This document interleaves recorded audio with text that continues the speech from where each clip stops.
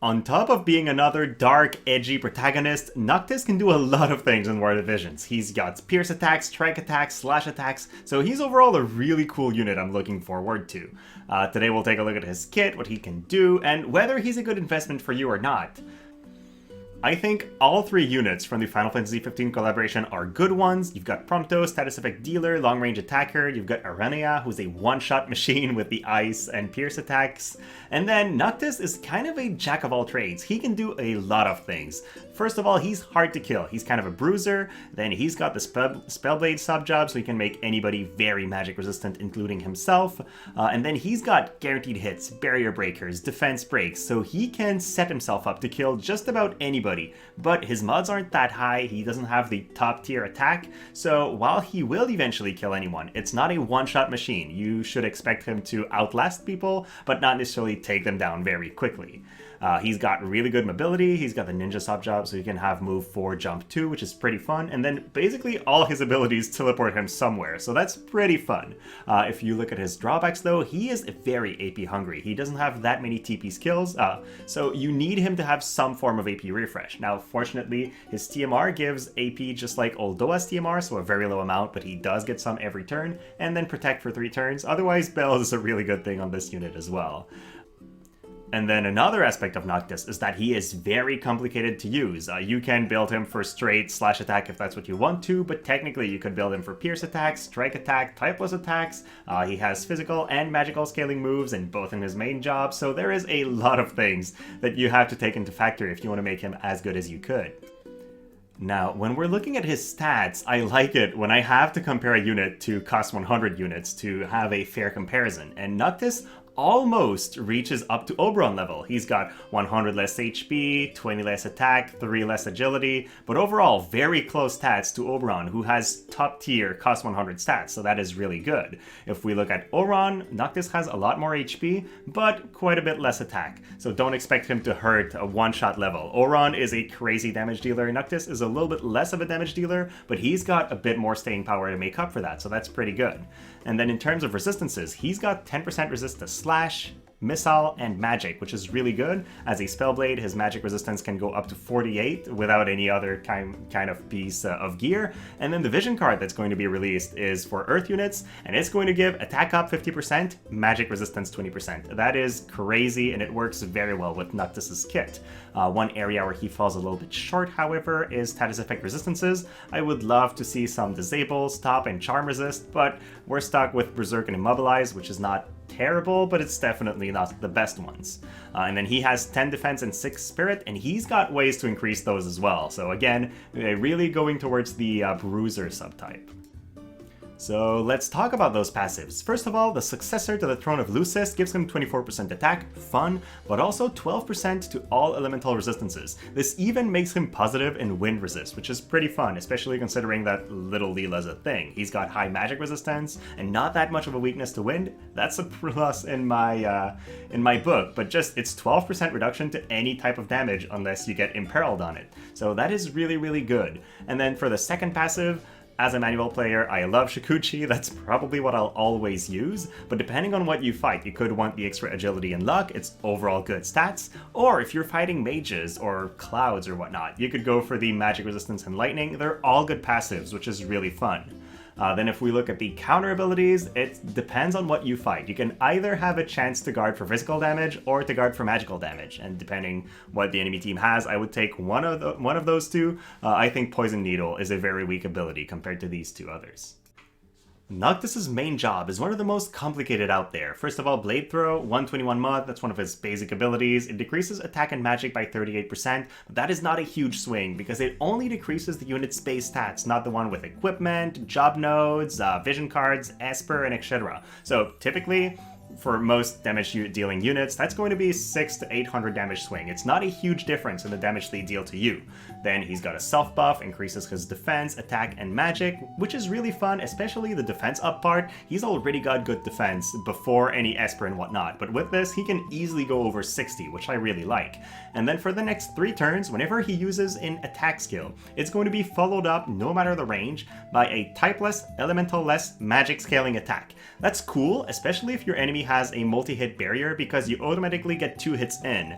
But keep in mind, this is not going to do high damage. It doesn't scale with your Earth attack up, doesn't scale with any other damage type up, and it's magic scaled. Noctis's magic is not that high. So while it's fun, don't expect crazy damage from that second hit. Then he's got a Pierce attack, which is cool, more a damage type diversity. It's his guaranteed hit, it's AoE, and it decreases CT by 15% of what the target has accumulated. So it's overall pretty damn solid. Then he's got a teleportation, which, where he arrives, increases the target's spirit, well, everybody around him's spirit, by 20 and gives protect to himself. It's a bit similar to Ninus's buff, which would increase everybody's defense and spirit in an AoE and then protect himself. That is a really good buff, and it's the only non-selfish ability in his main job, so that is definitely a good addition in there. Then his Shift Break is a teleportation to target, which decreases defense and then deals damage, and if you EX him, it also reduces counter chance to 100. So we're getting more and more of those units that disable counter abilities, which is really good because there are many units that have reflex, so you need that to be able to kill them reliably. So I like this a lot for this reason. And then his 120 ability has a couple things that he did not have before. First of all, it's a barrier break. That's really good. You kind of need that if you want to be a reliable attacker. It's also a teleporting move. It's going to deal damage and increase Noctis's agility. But more than that, it's the only height 2 ability in his entire kit. So without that, if you don't get him to 120, you are forced to change your own elevation before being able to target, because they're all height 1 range ability. This gives him a little bit more variety, which I think is a great addition to his kit. Noctis's Limit Break is really interesting. It's a 200 mod typeless attack, so it won't scale with other buffs. It might not hit that hard by itself, but it sets your whole team up for future turns because it decreases slash, pierce, and strike resistance by 25%. That's really cool, and it makes Noctis a nice kind of supporter unit for any kind of team, which I think is an especially fun thing. Then his Prince of Lucis subjob, I would probably never use unless you're using him in a raid or a box event.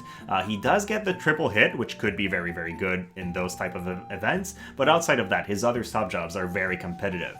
The other one, Shift Bash, is also a really unique ability, though. It's a strike attack, so it's the only strike attack in his kit. It teleports him to target again, and then gives him a 1500 physical barrier while decreasing the target's agility. So there's a lot of stuff. A 1500 physical barrier would be really good, especially late in the fight. If your enemy's out of AP and forced to basic attack you, you're basically negating his attacks. And then if you're middling in HP, that could be the difference between taking one more hit while still dealing damage to your enemy. So I could see that as a good move, but yeah, the other subjobs are also very, very good. So talking about other subjobs, Spellblade. You have magic resistance up 38% for everybody around you. That is really, really good, especially in an Earth theme. If you have Noctis's Vision card, you have 20% magic resist everywhere. 38 more, yeah, your team is not going to take a lot of damage from magic type attacks. It also gives him a magic barrier, and he doesn't have any other barrier in his kit, so it's not like he's losing out on something else if he uses that. So these are both very good abilities. The other ones are magic scaling slash attacks. I guess you could go for a magic Noctis build and then use this as ability, so that's followed up by his other magic attack, but that does not seem like such a great build. More something that somebody would do for fun. Then the Ninja subjob, I would probably not use that too much unless you're manually want to do some double quick end shenanigan by teleporting him across the map, but he could potentially stop somebody or use Doton to do typeless Earth attack. Generally though, not the subjob I would go for most of the time.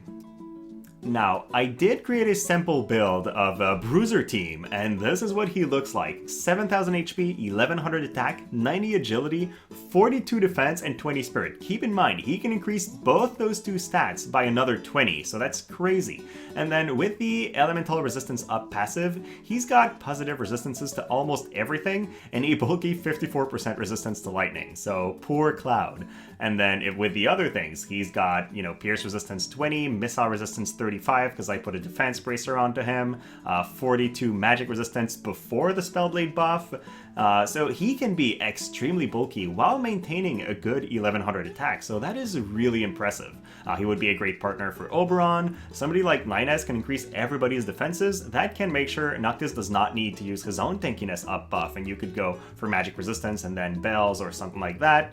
He would be a great partner for Winter Venera, who's another really good Earth Bruiser, or just pair him with your strongest healer, somebody that's going to make sure that his effective HP with all those damage mitigation just increases even more.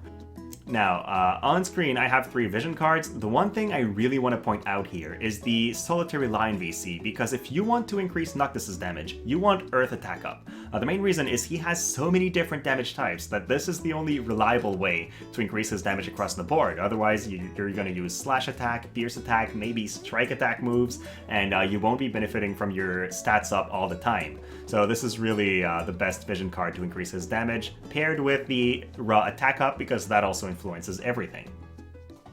So, should you build Noctis? I do not think Noctis is a must. He's not a game-changing unit, but he's definitely a very fun unit, which I like.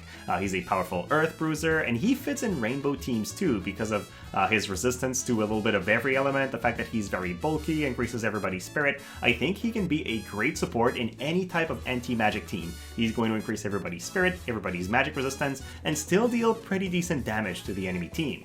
In PvE, I would give him a 5 out of 10. I don't think there's anything in his kit that you really need. He doesn't have the type of starting AP to be a carry in a lot of stages. He is a pretty good arena unit. I would give him a solid 7 out of 10 because he can do a lot of stuff and he will be pretty strong.